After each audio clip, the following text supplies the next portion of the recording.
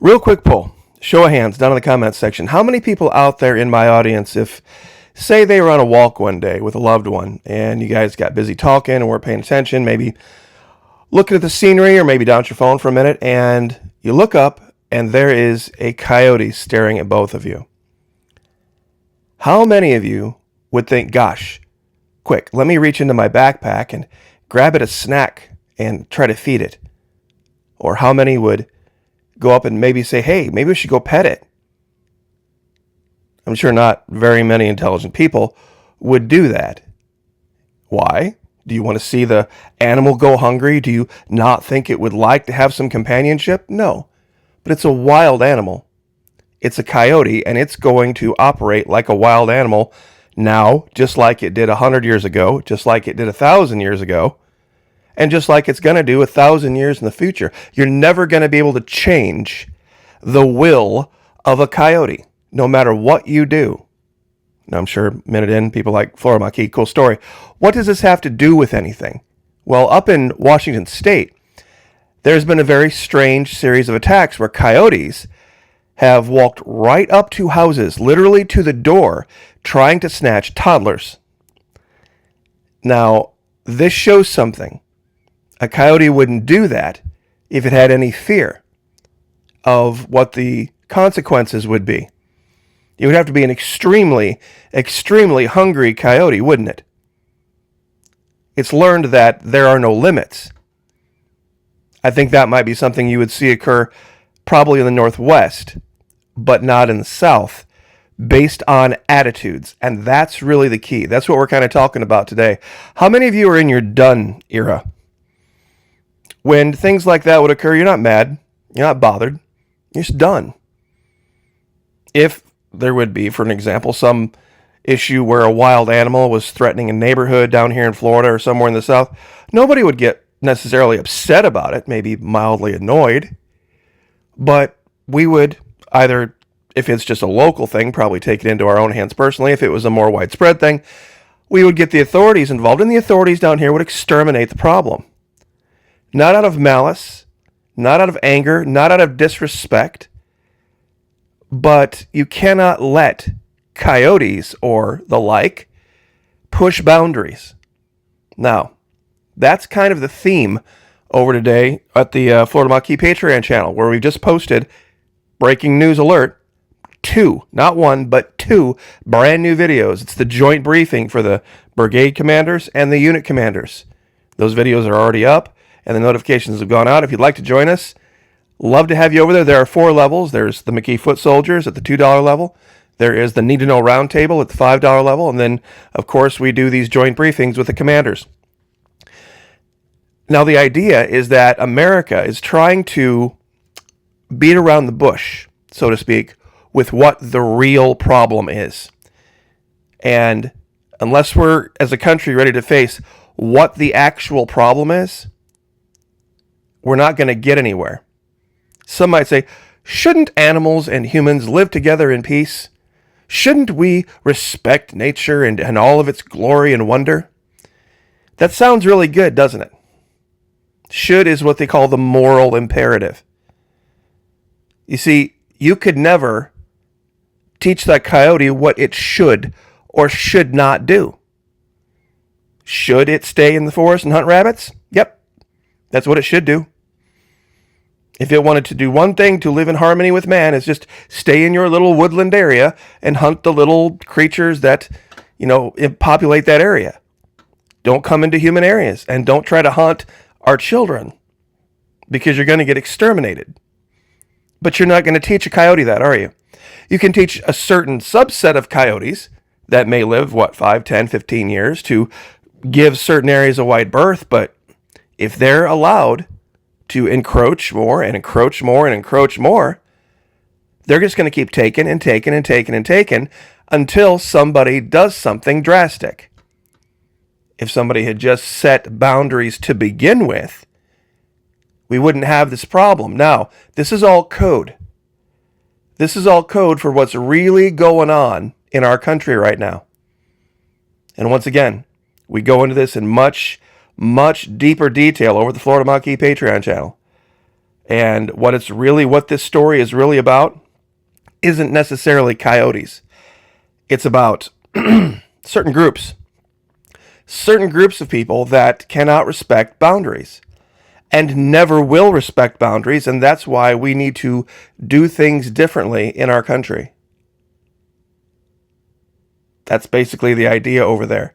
Now, also, real quick, in this video, you see there's another story that came out of Florida some years ago about a woman who was walking her dog literally right by the edge of the water in her little retirement community. And they had a rule that you couldn't walk your dogs out on the road because people would leave the leavings all over the place.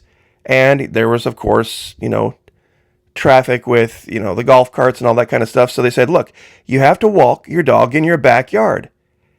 Now, that didn't mean you have to take your dog all the way down to the edge of the water.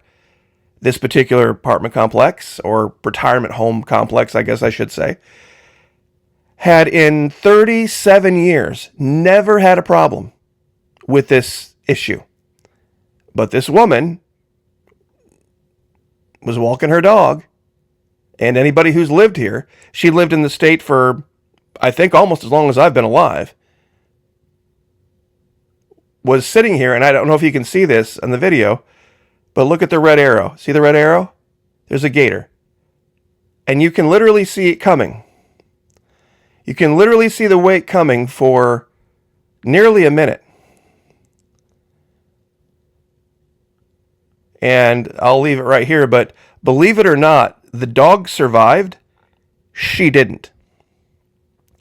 Now, they tried to sue, saying that, well, because they wouldn't let the retirement folks walk their dogs on the street, she was forced to take her dog back there. And that was the reason that this all occurred, where this gator came and actually took the woman and ended her life. The point being is that isn't there, of course, a happy medium? The gator was just hungry. The gator was just hungry. Gator's going to do what gator's going to do. The coyote, if it attacked, was likely just hungry. Hunger does not equal malice. Instinct does not equal malice. It's just what they do, but that doesn't mean that you don't set boundaries, right? Now, personally, as a Floridian, she could have easily have been walking her dog up here 10, 20 feet, 25 feet away from that edge of the water, and that gator would have never even tried. Would have never, probably not even saw it, because the dog was literally down, almost literally right on the edge of the water where the gator would have been able to see it, because of the way they scan for food. If you're walking way up here, they're not looking, their eye line doesn't look that far, even 8 to 10 feet above the water level. They just don't see it. So, it's one of those things that I guess you don't want to, the woman lost her life because of the judgment, but she was, 80 something years old. Sometimes you need to have people in charge that can say, okay, it's a good idea to probably not have the dogs and the people all walking around out on the road. It's also probably not a great idea to have them within 7 feet of this water. It's not the fault of anyone that a gator is in the water, right? Just like it's not the fault of the people of Washington State that coyotes live there. But I think what we're seeing here in our country right now is that here in Florida, we don't have that problem very much. It's a very, very odd one-off thing because people understand boundaries, whereas up in Washington State, them being a bunch of leftist liberals that think everything is wonderful, with anything that nature does is automatically good and should just be accepted, is the reason the coyotes in Washington State, or at least in this particular area, felt, oh, well, great. Since they're all part of nature, we're going to go hunt their young. See, nobody's going to lose any sleep over a rabbit and, her little clutch of little rabbit babies being dinner for this coyote. But that's the normal day for the coyote, isn't it? The coyote doesn't see the difference. And it never will. Now, this is once again all code for things that we can't talk about here. There's a certain group in our country that just operates like this. And they will continue to take, and they will continue to take, and they will continue to take as much as you will give until boundaries are set and stuck to. So I will leave that there. One final thing, just wanted to share. Patriot Nurse, brand new video. Always want to share this. It was actually a really great video talking about number one food storage mistakes people make, the difference between micronutrients and macronutrients. I think is something that is it's a huge, huge issue in America right now. Macronutrients, of course, being carbohydrates, fat, and protein. Micronutrients being all of your B vitamins and all that kind of stuff, iron, that type of thing. And food storage, prep storage, just having calories, isn't always the way to go.